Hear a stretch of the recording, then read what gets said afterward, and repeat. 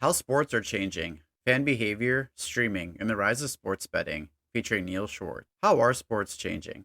Neil Schwartz, president of SBRnet, provides a deep dive into how sports fandom has evolved, especially since the pandemic. We explore major shifts in fan behavior, including the rapid growth of streaming, the rising costs of live events, changes in athlete-fan interactions, and how sports continue to serve as a vital source of community and entertainment. Neil also discusses the expanding world of sports betting, sharing insights from national data on how gambling influences fan engagement, spending, and team loyalty. Together, we examine the growing risks for youth, the impact of mobile betting, and why the industry needs stronger guardrails to protect young fans and maintain the integrity of sports. This is Talking Addiction and Recovery, the podcast talking, you guessed it, all about addiction and recovery. Join your host, licensed professional counselor Andrew J. Schreier, as he and his guests break down recovery topics with raw honesty, delving into niche conversations around the topics of substance abuse, mental health, and gambling. We intend to meet individuals where they are on their own personal journey of recovery, with dignity, respect, and compassion. We'll do more than talk addiction and recovery. We'll explore it. We're glad you've joined us. Here with today's episode, your host, Andrew Schreier.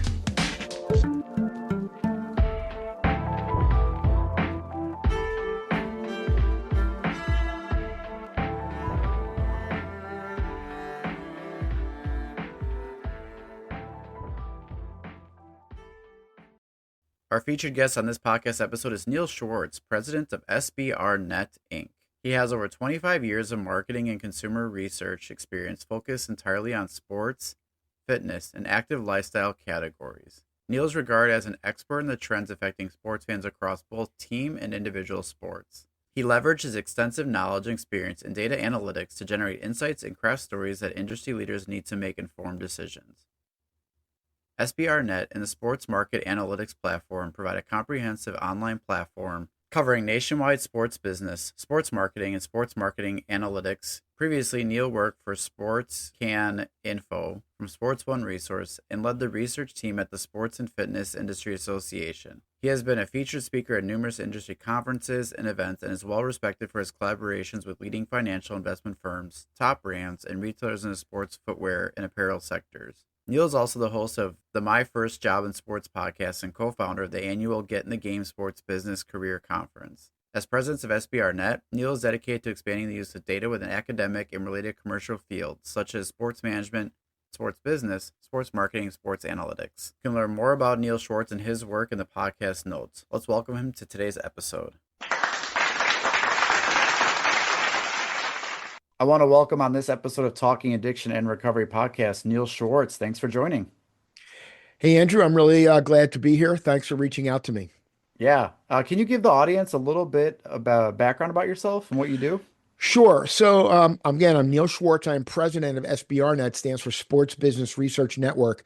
And we are a company that provides data for the business side of sports. So I don't do anything on court performance or on team performance. You know, if you want to know who's going to win the game tonight, don't ask me because I don't know. But when it comes to being able to provide data to help teams, with their, whether it's social media engagement, sponsorship revenue, sell more seats, anything to do with the things that go on in the back of the house when it comes to sports. Personally, I've been in consumer research for over 30 years. I can't believe it when I say it. And 25 of which in the last year, and 25 of the last years in the side of sports. Love sports. Every day I wake up, people ask me, what do you love about sports? 3 words: sports are fun. And so we do, again, data. I've been working on the data side of things. I believe that decisions made with data are usually better decisions. I like the data-driven process. I'm not saying data is the be-all or end-all. My company, though, SBRnet, our main focus is sports fan or fandom data. So we currently collect data on 23 separate sports. We get 70 categories of data via a consumer-based study that we do every year in the first quarter. So January, we're coming up on the next year. And then we report that data back in March to tell let teams know how they're doing with respect to fan growth, fan decline, streaming, social media, gambling, which I know we're going to talk about, sports tourism, merch, you name it. Anything to do with sports, as a fan, we cover it. And again, it's a lot of fun. Yeah, that's amazing. I'm always interested, coming from a background I have in psychology and Hmm. human services. I've always been fascinated with sports fans because there's Hmm. just something about um, everything Yeah. that there is with the engagement, the Yep. connection, the Yep. Yep. identity Yep. Yep. that usually people tie All of into it. things. And I can you talk about at all Sure. any of the what have we seen with like sports fans and Sure. even like the behavior, the Sure. community? I guess I would say like more recently with trends or like what have you been able to tell by data and stuff like that? Can you share some You stuff with bet. that? And I'd love to. So, you have to first go back to the origin of the word fan, which of course, comes from fanatic. And, that pretty much tells you all you need to know. But the one thing about sports, Andrew, and believe me, talking to sports fans, you know, all year round, but we do it in our survey, is that sports fans really enjoy it because number one, it is a great form of entertainment. Number two, it's fun. Number three, it gives them a sense of community that we all crave. We hear it all the time. Community, building community it's a real thing. When you're a fan, I know you're in Wisconsin, you're probably a fan of the Packers, Yep. and I think they call it the Packers Nation. I don't even know what they call it, but you're part of this community. And that's really what people crave. We all crave belonging, and we all crave, while we all are individuals, we all have our own idiosyncrasies and we all have our own ways of doing things. And obviously, we're all different, but we all seem to be able to converge on this one thing called sports. Black, white, tall, short, women, male, female, kids, adults, parents, you name it. We can all converge when it comes to sports, whether it's rooting for our teams, whether it's, rooting against other teams. There's just it's all about the community, and it's all about, giving people, 3 hours of kind of diversion from our lives, because God knows right now our lives are in real turmoil. And I don't want to get into people's political situation, because God knows you can get in trouble there. But right now we need these diversions. We do need these diversions. And we've seen a lot of changes go on with sports fans over the last few years. Number one, you've got to go back to 2020 and the pandemic. The pandemic changed everything for everybody. We all went through it, Even not just here in the sports. United States. That was the big thing when sports was like Shut down, halted, basically. shut down. It was like when does that ever happen? Well, when does it never happen? I mean, Yeah. it's never, nothing like this has ever happened before. I mean, in my lifetime, I mean, I'm sure, there were other pandemics, the Spanish flu and all, but there was no TV back then. And there was no, there wasn't anything, there wasn't internet, there wasn't social media, and go on and on and on. But the fact is that the pandemic created this, what they call black swan event. And a black swan is probably among the most rare, is almost like a black diamond. It just, happens once in a lifetime or something like that. Well, this event really kind of set sports kind of on its ear, and it changed a lot of different things. Number one, what we did in 2020 was we did not measure live attendance, because sports fans basically stopped going to games. There was no live attendance. I mean, there was, the NBA did the thing in the bubble, and hockey did something, and football tried to play a few games, and everybody made an effort to try to play a few games. Just Right. wasn't the same. Yeah. People just weren't going. And so we're able to, in our data, we were able to take those questions out, so we didn't somehow mess up the trends. But the one trend that we did see, Andrew, is that almost everyone started to rely more and more on streaming. Less about traditional TV, cable, satellite, more about streaming. Streaming allows you to, in a lot of ways, to watch things as you want, when you want, how you want, but it also allows you to consume smaller bits. You don't have to watch the whole game. I mean, I know I'm a hockey fan, football fan. On the day after a game that I was interested in, a lot of times I don't see the end because I fell asleep. I'll turn on the highlights on YouTube and I'll see the, 14 minutes worth of highlights instead of 3 hours worth of game. Well, Yeah. I do that a lot. And a lot of people do that a lot. So it's really, I think, the pandemic is really where things started to change a lot. I also think that, we're seeing kind of a really, right now, women's sports are going through a thing. This is real. And it's real for a number of reasons. Number one is that it's gotten very expensive to take, a family of four to a game. I was just looking at ticket prices, for instance, and, even the lowest average ticket price team, which is the Florida Marlins down here in Florida, $44 a ticket is the average price. Well, you take a family of four, so let's call it 50. So it's Yeah. four times 50 is 200, plus you have to feed them, plus you have to Parking. park, Yeah. and I can go on. By the time you're done, you're at $400. Well, maybe the average family of four can't really afford that. And you know what? I get it. But what they can afford to do is they can't afford to sit home. They can't afford maybe $14 a month for streaming channel, whether it's, Paramount, Peacock, whatever it is, Hulu. Although right now there's a lot of things going on in the sports broadcast or sports streaming world that are making it awfully confusing. I have to admit. But, look, as fans, we learn how to kind of get our fix, so to speak, of our sports. And, the pandemic changed it. But you know what? America still loves its sports. There's just no question about it.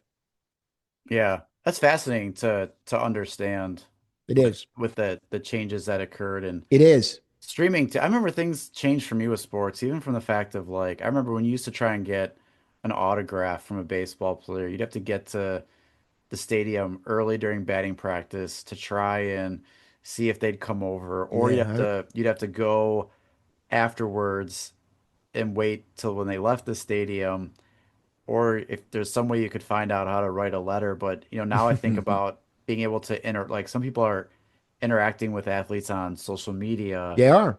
like to me that was a moment where I'm like, wow, this was nothing like my childhood No. with athletes. And then now all of a sudden you talk about the streaming, and all that stuff that was going on. So there are even something that people think like, well, what's really changing? There's a lot Everything. that changes with Everything. sports. The internet has changed everything. Social media has changed everything. Streaming has changed everything. Availability to sports gambling has changed everything.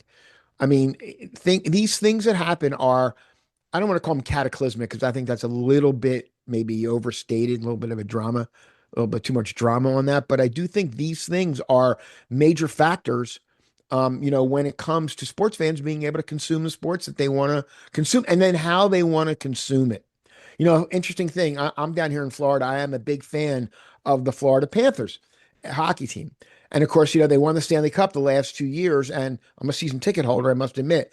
So after this year's Stanley Cup, I was on one of the Panthers Facebook sites or something like that, and all of a sudden, I get a message, or I got a message from Seth Jones, the newly acquired defenseman from I forgot where he came from, but newly acquired defenseman. He helped them win the Stanley Cup, and I had written something in one of my posts about using some data and all that, and he said, where'd you get that? I was very interesting.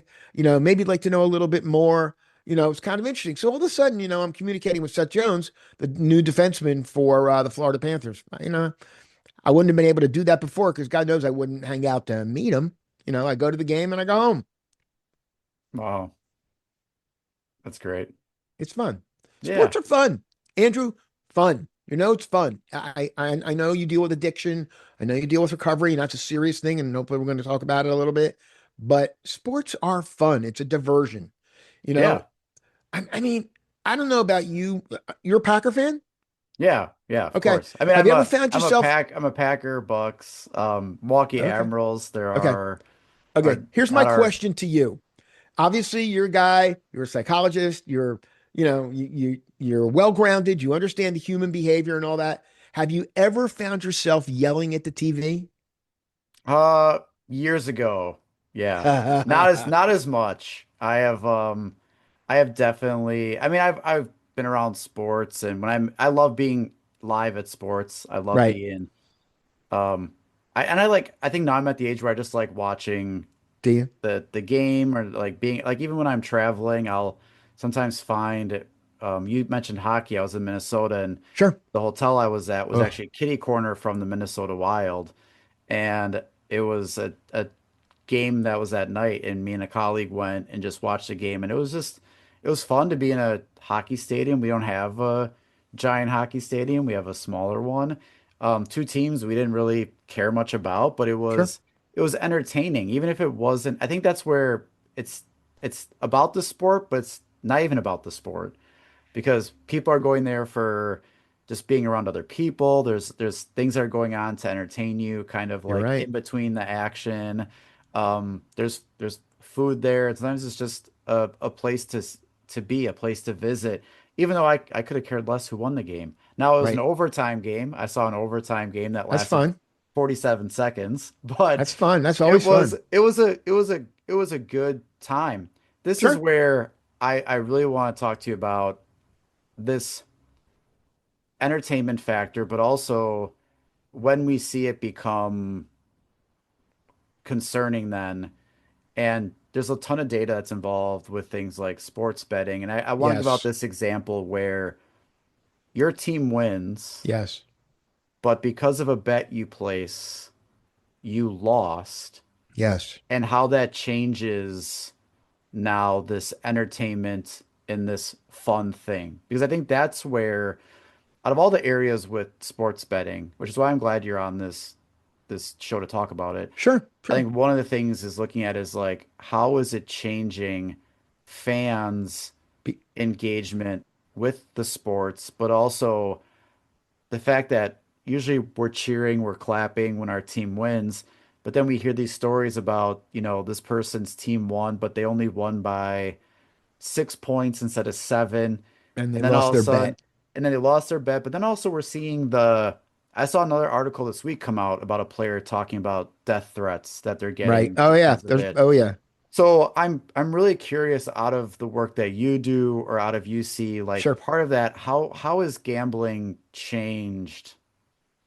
And let's be clear, Everything in sports. and I want to be clear too, gambling on sports isn't brand new. This isn't something that is, Nor is it but illegal. is In it in has, 29 states, it's not illegal. 30 states, it's not yeah, illegal. It's legal. it's changed as to how people can do it. The method is different. Even Yes, what it's people easier. can bet on has changed.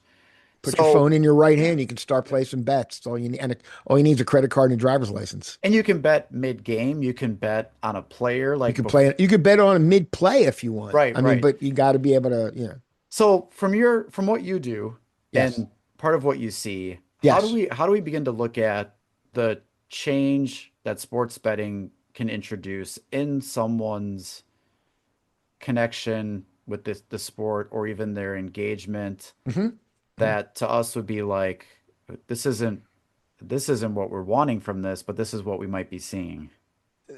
There's a lot of pieces to the answer that I'm going to give. Okay, I'm just Yeah, going to tell you right now. So you might as well sit back, have a drink of water. it's But great. there's a lot of pieces to it. Number one is that sports fans that gamble are much more engaged sports fans. So that means they're on social media more, they're buying more licensed merch, they go to more live games, they travel to support their team in many cases, they watch more streaming, they are more engaged. Okay, no question about it. There are currently 32 million sports fans here in the United States over the age of 13. Now, pay attention to that one, that gamble on sports. And the number actually right now is kind of flat year over year.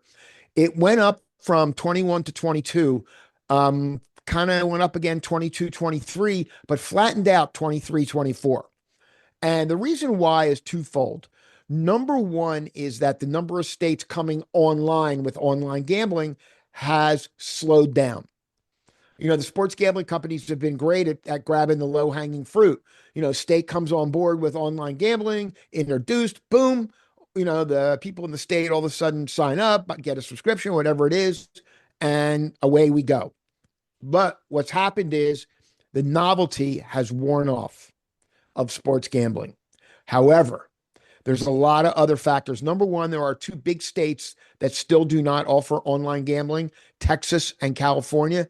Texas, I mean, California does have sports gambling, but you have to go to a brick and mortar casino in order to place your bets. Texas doesn't even have that. Which is now like So, old school well, thinking. Like even though you know it's what? I don't understand it, to be honest with you. It generates a lot of money in revenue. We look at what they call then they look at the drop, which is the amount of money that's brought in on a particular game. And, you look at those states that do offer online gambling, states are making money off this. Don't make no mistake about it. I mean, this is a money making, and casinos and these online gambling companies don't go out of business. It just doesn't happen. The house always wins. It always favors the house. And it's just the way it is. But there's a couple of things though that kind of matter to me, truthfully. I don't have a problem with gambling on sports. As an adult, I'm a baby boomer. My father gambled on sports. Okay, but he gambled a different way. He used to have to go to our local barber, and my father used to get his hair cut like once every 2 weeks or once a week. I don't even remember at this point. But he would place his bets there and he would do those little parlay cards, and all that kind of stuff. And, that's the way it was. It was cool. Well, there are no more bookies. The bookie is going the way of the dodo bird. So there's just no bookies anymore. Everything's done either online or via brick and mortar casinos. What concerns me though about sports gambling is this. Number one, approximately 5% of all sports gambling is done by underaged people. Now, when I say underage, that's under the age of 21. So you're looking at a fairly significant, it's 150,000 people. 150,000 underage people are gambling on sports on a regular basis. Now, people say, oh, how do they do that? Look, dude, all you need is your mom and dad's credit card. All you need is a fake driver's license. And guess what? You got yourself an online gambling account. But what do I worry about? I'll tell you, this is what I worry about. So, and you know what? You could actually confirm this or help me on this one. So from everything I've read from, a epidemiology standpoint, and I'm not a doctor, by the way, don't play one on TV either, but I've heard that the human brain is not fully developed till between the ages of 24 and 25. Is that a correct number, Andrew? yeah, which is also where I talk with that teenage years, the Well, I'm getting brain, there.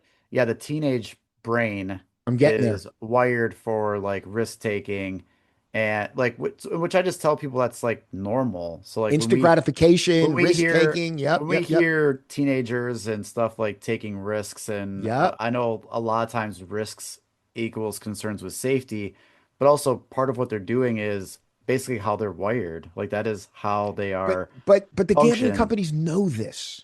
Yeah, so that's the They know this, concern. which is why, okay, so I'm doing some work, and I don't want to necessarily say what state it is, but I'm doing some work on one of the state gaming commissions, gambling commissions. Why? Because they are very concerned about the way that the online gambling companies are marketing, especially to young people. Here's what I mean. Everywhere you go, you'll see, hey, put $5 in your blank account. I don't want to signal out one particular. And if you win, we'll put $300 in your account.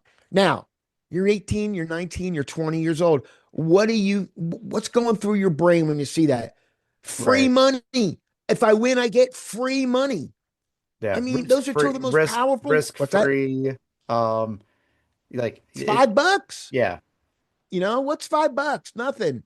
And they get 300 put into their account. Well, I hate to say it, but that young, sub 24-year-old brain doesn't understand there's no such thing as free money. You got to pay to play. And that they think they could draw that. They think they're going to win five, bet five, get 300 put into their account. And then all of a sudden they're going to be able to draw that 300 out. That's not the way this works. right. They haven't read the fine print very well.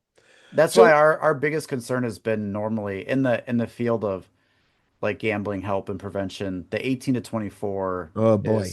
is our age right now, emerging adults with concern because of where they're at with their brain development, but also 18, you're going to be an adult. Yep. Your access to things has changed Money, versus where it was. Yeah, so credit to cards, us, debit card, you bet. a lot of that age and then even Hmm. a little bit younger, because now it's pretty common if you ask even younger than 18, have you gambled or you done any, and a lot of people are acknowledging betting on sports and Hey, doing that even when they're under 18.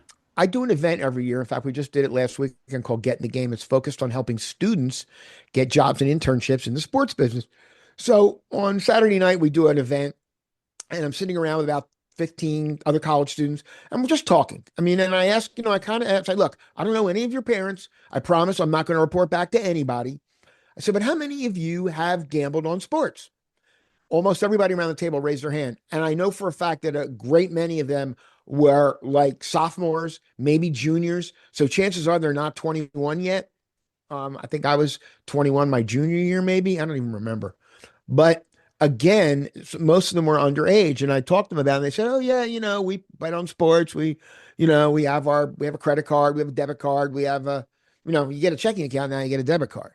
And once you get that debit card, nobody teaches you, about it, which they rarely do.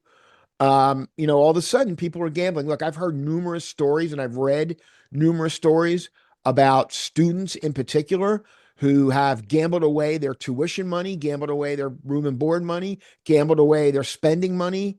You know, um, and these gambling companies, I hate to say it, they don't really care. They just want the money. I mean, look, there are many cases they're publicly traded. In other cases, it's just about the money.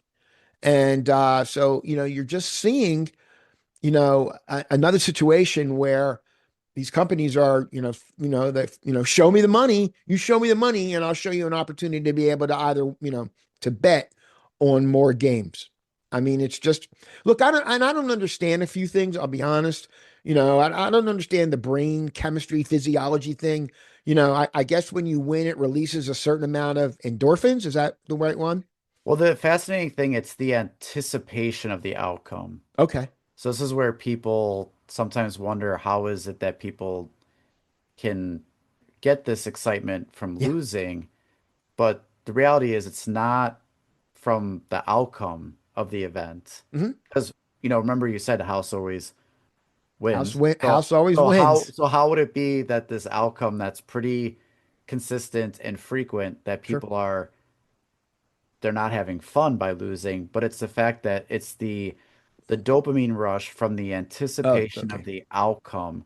So like right before, the flip of a card or the spin of the ball in roulette, like as it's spinning and as it's about to um fall on the number, that's where the dopamine rush is coming because of the excitement that I'm about to win.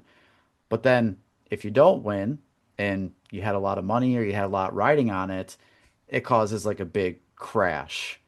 So what Oh, would be the opposite? What would be the receptor or the hormone that would be driving the crash part? Is that just the draining of the dopamine yeah, out of your yeah, system? yeah. Is it? Because it's such a high Sure. peak of Sure. it, and then all of a sudden someone thinks, especially when I look at what I do when I work with people who are struggling with gambling, they think this is what's going to all of a sudden erase all their debts, or they think this is what's going to get them out of like this is not the same person who goes and gambles at the casino and Sure.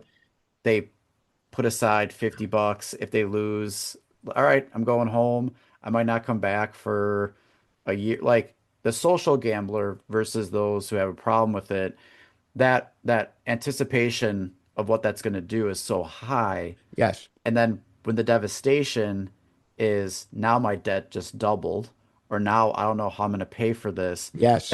that crash is so significant. So I always tell people it's not the winning or the losing that does it. It's the anticipation of the outcome, which now we're seeing. Before we used to talk about, you know, roulette table, slot machine, cards, dice, but now we're talking about, a touchdown being scored, Yeah, but um, the or a difference is basket being though, made.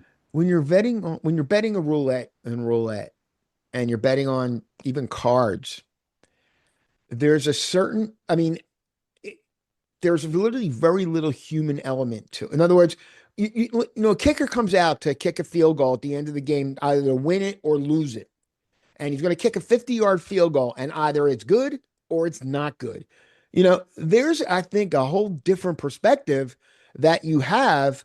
when you're watching a human being do this, or you're dependent upon a human being. By the way, this brings up a whole other issue than when, the guy just throws a little ball on the wheel, and wherever it drops, it drops. I mean, it's physics, but it's not, and it's luck and it's random. A guy kicking a field goal is not random. It Right. is, it is time and place and space and time, and whether he makes it, he doesn't make it. You can't tell. But I think what you just said, though, I think it's the anticipation. It's that rush of dopamine as that kicker's running out there to kick what might be the winning field goal, which will lead to a winning bet for you. And then when he misses it or he doinks it off the upright, it's the opposite. Even if your And team is winning, or yeah, they could, you see this in late games where the team seems like they are pretty much going to win. yes, This is no question. They're up by 15 with 30 seconds to go in the hmm, fourth quarter. sure, And all of a sudden, like one little late basket or a late foul free throw sure. or a field goal that makes it where they only lost by 12 and not by 15, where your team still won. And that this is something that usually is what's cheerful, exciteful, and this is great. But now all of a sudden you lost your bet, and it's like the sports fan, how do they uh, what are they connecting with? The bet now that now just cost them. Um, for some people it might be like, okay, lost the bet, but I'm glad my team still won. Yep. Someone else is uh, I don't care about my team winning now I because I just care just about my lost this bet. money. And then we've seen that behavior towards people because like you said, now it can be attached to a person, a performer. I remember there was a high school um, story about a high school kicker who missed a couple of field goals in high school, and some people had some bets on it, and the kid got death threats from adults. That's unbelievable to me. So to me, that's why I really am fascinated to talk about this connection with sports betting and the fan from the consumer side, because also we've had a lot of recent scandals I was going to talk happening. about that actually. Yeah, and one of the things that I think came out in some recent research was fans are starting to question the integrity of The sports. credibility, yes, they are.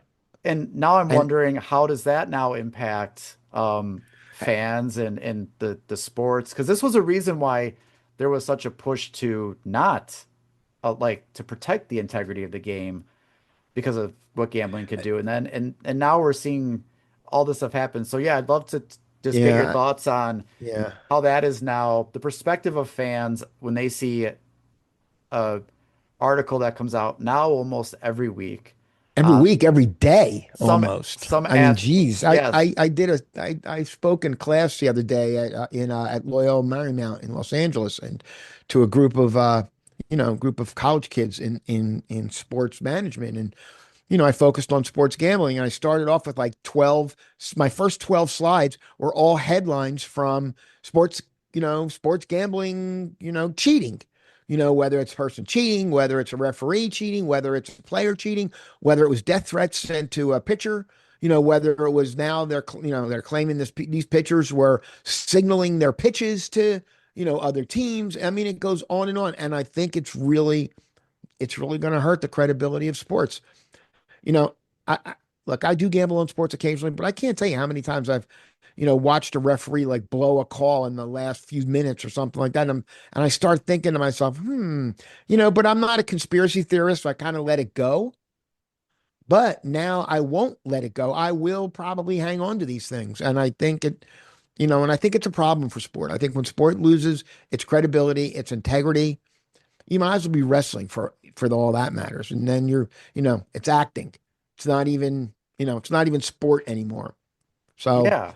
Yeah, that's what I'm kind of curious, like how will this change? Because since the the 2018 decision with right, the sports betting, we've right. seen such a how many states legalized that in 7 years, eight Hmm. years, like Hmm. that was a fast wave. I look at it like when states started changing around marijuana, like some picked up fast, but sometimes there's Mm. still places that are way behind. Oh no, there's Or many that are way behind. sports betting just came in and kind of like, all right, move over. Well, because it's a We know how to victimless do this. crime. Yeah, yeah. It's, you know, and I mean, there's no victims here really, except for the, you know, the underage kids and maybe the people that get in too deep. I mean, look, you know, gambler always believes, you know, if they're on a losing streak, the next bet's going to turn everything around for them. I mean, you know, you and I both know that's a bunch of hogwash. But, you know, gambler, as you said, you know, wants to achieve that rush and wants the,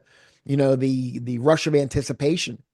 And, you know, they're hoping that that next bet gets them out of the hole and then it gets them deeper. And, you know, look, again, I'm not a doctor, I'm not an epidemiologist or any of these things, but, you know, what little I understand about, you know, opioid addiction or alcoholism or any addiction is that, you know, somebody with, you know, addiction issues, you know, always believe that the next thing or the next, you know, will somehow get them, you know, back on track. Or, and usually it's just the exact opposite, um, keeps them on the same track. And, you know, it's a difficult thing. And the problem is this is associated with gambling. You know, this is not, you know, I mean, very few people die actually from sports gambling. I mean, people die because of opioids. Um, you know, people die because of alcohol poisoning. People die, you know, for other, there are, but nobody really dies from sports gambling. They may, you know, they may end up bankrupt or they may lose a lot of money or their wife might divorce them or husband, but people don't die. So, you know, I think, look, I do think gambling on sports is great. Look, I wish there were some more guardrails put up by the government. Although, when the government gets involved, you can be sure it's going to get effed up. And, you know, I mean, look at the recent decision by the NCAA. I don't know if you've been tracking this one. Yeah, they made their announcement, then they kind of a little Well, backtracked a little bit. On November 1st, the NCAA came out and said that it is okay for college athletes to bet on professional sports. I mean, are you freaking kidding me with that? How big a leap is it going to be before the kid starts betting on, you know, another team in his conference and then he starts betting on his own? You know what? You're just asking for trouble. And these freaking NCAA and all that, just, you know, no guardrails, no guidelines. And then they come out and say that it's okay for them to bet, you know, because maybe somebody threatened an antitrust suit or whatever it was. It's wrong. It's just wrong. And, you know, unfortunately, you know, it's the way people are. It's the decisions that people are making. So, Because I think there is a lot of different conversations around the sports betting because there's a conversation of the harm and those that are impacted by it mhm, and you know the youth and mhm. different care. But I'm also wanting to take a step back and just think about in general like how it changes the fans' engagement and the integrity of the Well, sports it that increases the like fan engagement. Look, if you're yeah betting money on a and team, guess what? By definition, you're engaged. and in good ways and bad ways though, right? Like Well, they're but if, you know, fan that bets on a team, you know, chances are they're buying licensed merch, you know, so they're wearing a jersey, they're wearing a sweatshirt, they're wearing a hat, you right. know, they're buying licensed merch. Check. Chances are, not chances are, the data tells us that a fan who gambles attends more games live. Attending more games live means just spending more money on concessions, parking. Check. More engaged. Fans that are gambling are posting more on social media. Maybe it's not all good, but they're still posting on social media. Is that is that signal more engagement? You bet. Check. So I can go on with all of these situations, where, you know, sports people who gamble on sports are more engaged. That's a good thing, by the way. The problem is, when is it not a good thing? When does it get out of hand? When the cheating starts to happen. You know, in this last, you know, in this NBA cheating scandal with Chauncey Billups and, I forgot the other guy's name, but look, I'm in my 60s. Okay, I like to believe I pay attention to current events, what's going on. I have never heard the mob mentioned by name in any specific lawsuit. They literally mentioned the mob families that were involved in this cheating scandal. I've never heard that before. So that's how deep and how big this gets. And, unfortunately, just like you said, goes towards integrity, goes towards ethics, goes towards, when does football become the WWE? Yeah, and that's where to me it's like that intersection, like going back to not even the an addiction mindset or Right. the to that level, but to me it's sort of like when you have this strong connection to sports, Hmm. and then you look at sports betting can increase that engagement. Yes. What happens when those two aren't like that sounds like they're running on the same path, right? Like they're kind of They like are. they merge. Then what Have you happens? watched a game live recently?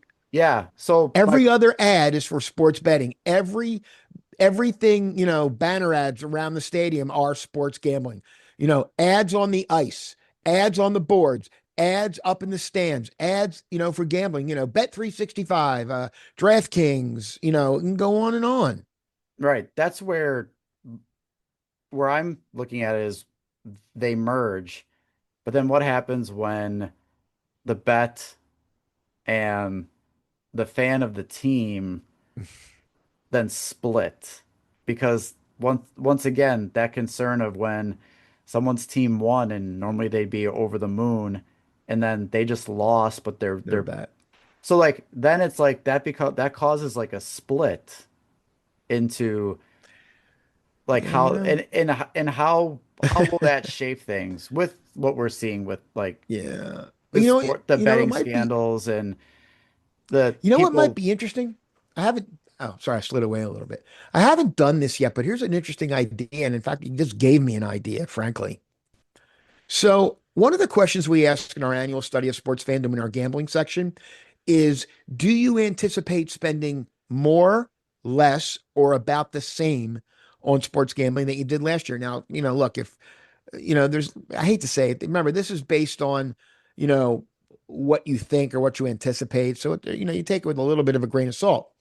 But what I am curious about is to correlate those fans that spend more, the same, or less, and the winning and losing percentage of a particular team. So does winning, begat people spending more on gambling? Does winning begat, I don't know the answer to that one.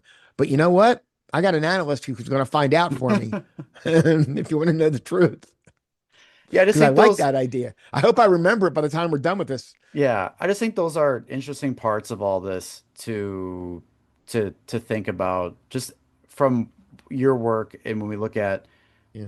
the psychology of sports and Yeah. fans Yeah. and just in general how not only do we look at the pandemic with sports, we looked at streaming and we looked Yep. at social media. Yep. Is gambling, especially now, going to be one of those things that we look at is how did that influence sports or how did that Yeah. impact sports? It's not Is going away. right. It's yeah, for sure. And I think a lot of people that I work with, even this is like that's not the expectation. I think, like you said, guardrails, making sure there's more protection around youth and those at risk. I agree. But I'm so curious to see how will it change, even just fans' engagement and behavior Well, and what we see, especially if we see more of um, the scandals continue to happen and like this is a lot of things that people were kind of like, this is what we're seeing, but also now this is what a lot of the fans are starting yeah. to see and Well, experience. Not just those who've been involved in it, but now the casual fans learning more about all this stuff going on and happening. So it's be very well, interesting to just see the impact.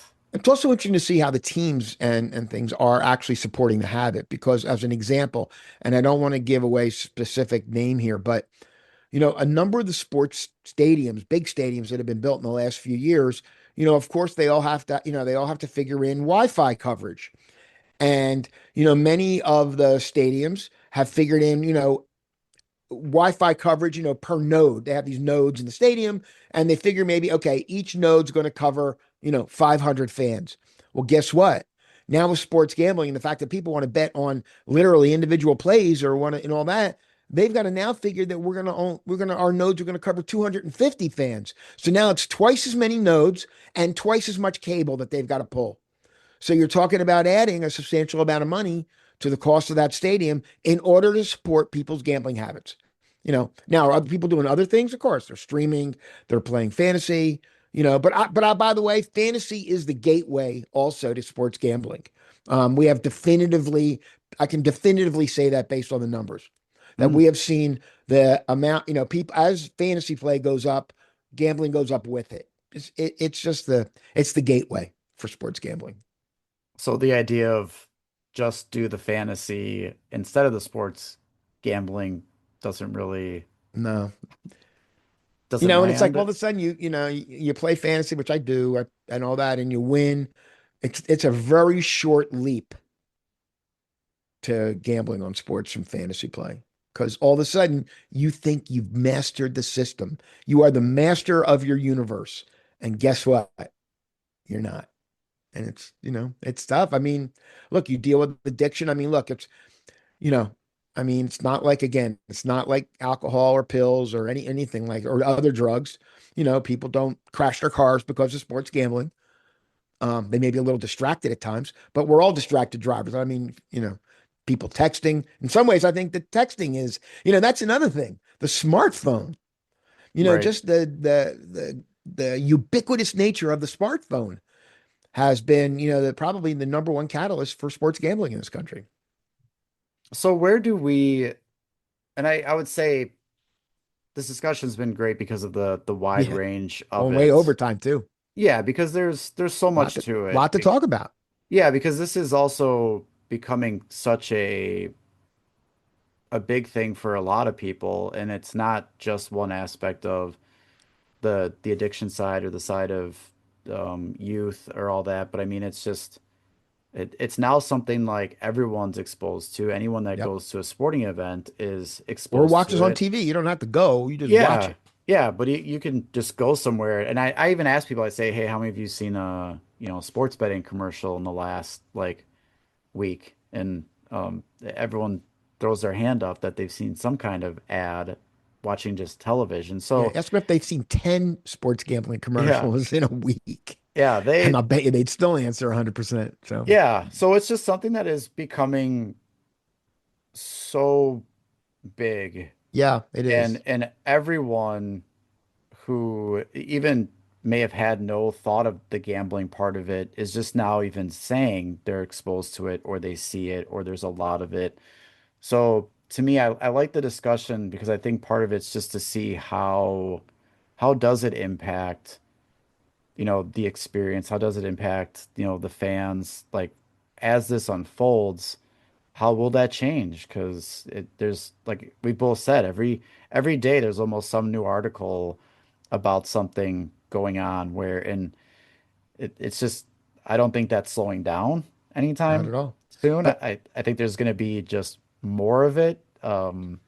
And it'll be interesting to see how everyone reacts to it, which is why I want these conversations so that people can hear about it, get some knowledge, education, and realize some things to what's really going on because it's a pretty wide-ranging topic that isn't just like a siloed issue, nope. as gambling often was kind of a siloed issue, and Well, it now was it's because it was limited to certain geographic areas. You could only do sports gambling, let's say in Vegas or, Tupelo or not Tupelo, one of those areas in Mississippi or, certain areas, that allowed like riverboat casinos in St. Louis and places like that. So it was very limited, but now it's everywhere. I mean, right now, as I said, I think there's 31 states that allow online gambling.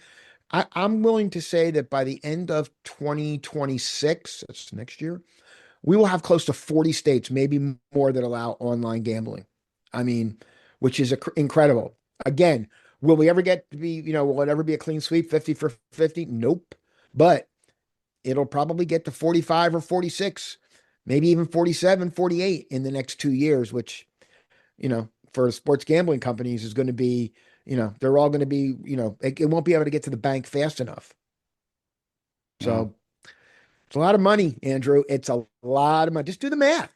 32 yeah, million fans gamble. let's just say the average fan gambles, I don't know, $200 a year. I actually have those numbers somewhere. So that's $6 million. I mean, I'm sorry, $6 billion. I got the wrong number of zeros there. And let's say it keeps going even beyond that. And then you add in all the whales, the big betters, which, I'm not really accounting for so much because, they're the top 1%ers, let's say, you know, guy bets $1 million on a game, he's probably not answering my survey.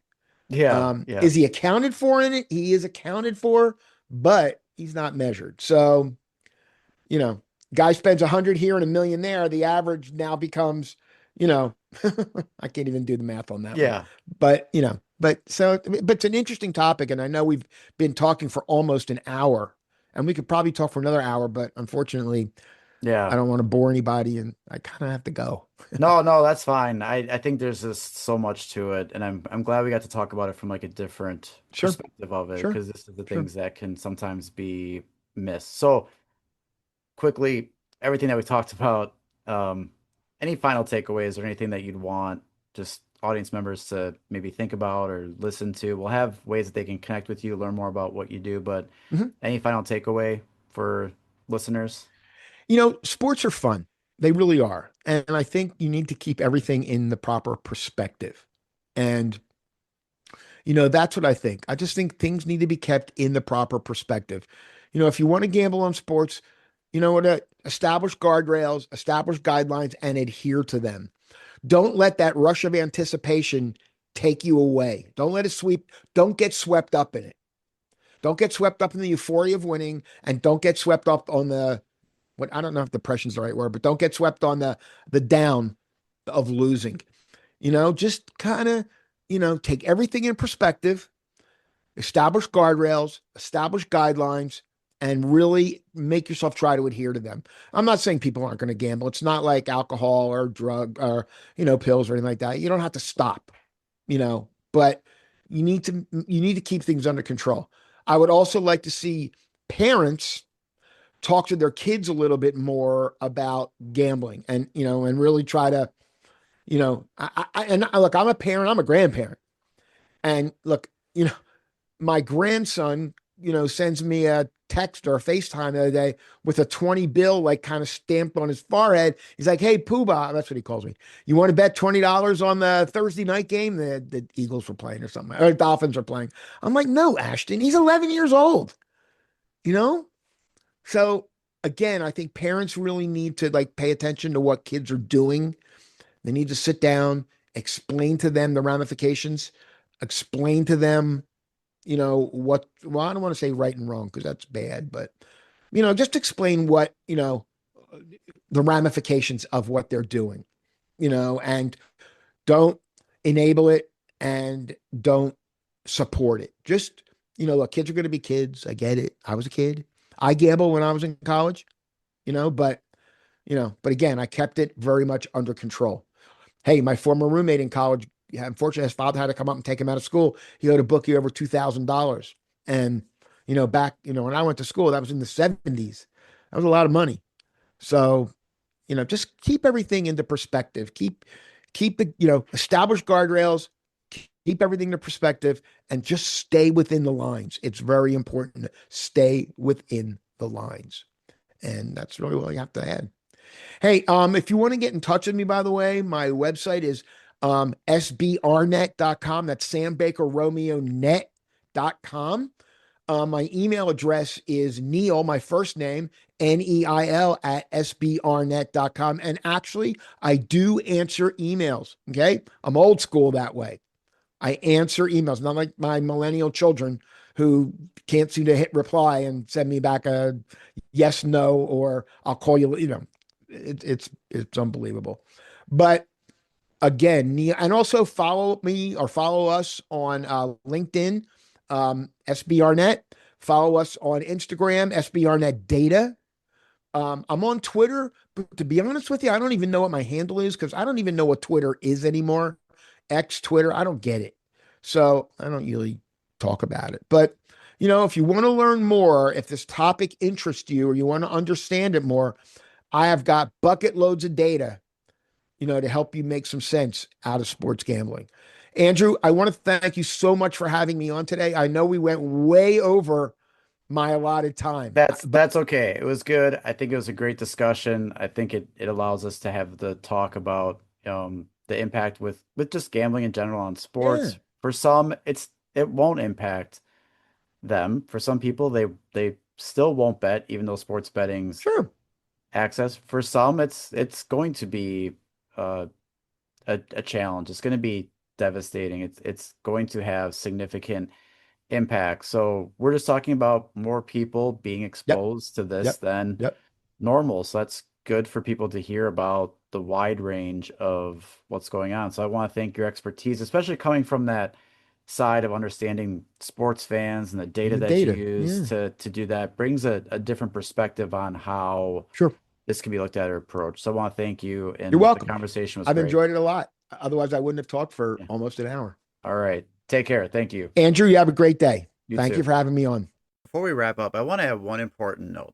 While it's true that many people can gamble without experiencing harm, we can't overlook the reality that for others, gambling, especially fast paced sports betting, can create serious consequence. The financial strain, the disruption of family life, and the emotional toll can escalate quickly. Gambling also carries the highest rate of suicide among all addictions, which underscores why support, awareness, and early intervention matter. As sports betting continues to expand, so does the need to ensure that anyone impacted has access to real help and resources. If you or someone you know needs support, call or text the NCPG helpline at 1-800-522-4700 or chat at www.1800gamblerchat.org. You've been listening to Talking Addiction and Recovery with Andrew J. Schreier. We're so glad you've joined us and invite you to connect further with the show and these topics at www.andrewjschreier.com. That's AndrewJSCHREIER.com. You can also email us directly at talkingaddictionandrecovery@gmail.com and connect on social media, Instagram at Talking Addiction and Recovery, Facebook Talking Addiction and Recovery Podcast, and Twitter at TalkAR_podcast. To stay connected and never miss an episode, be sure to like, rate, and subscribe. Until next time, friends, let's keep talking addiction and recovery.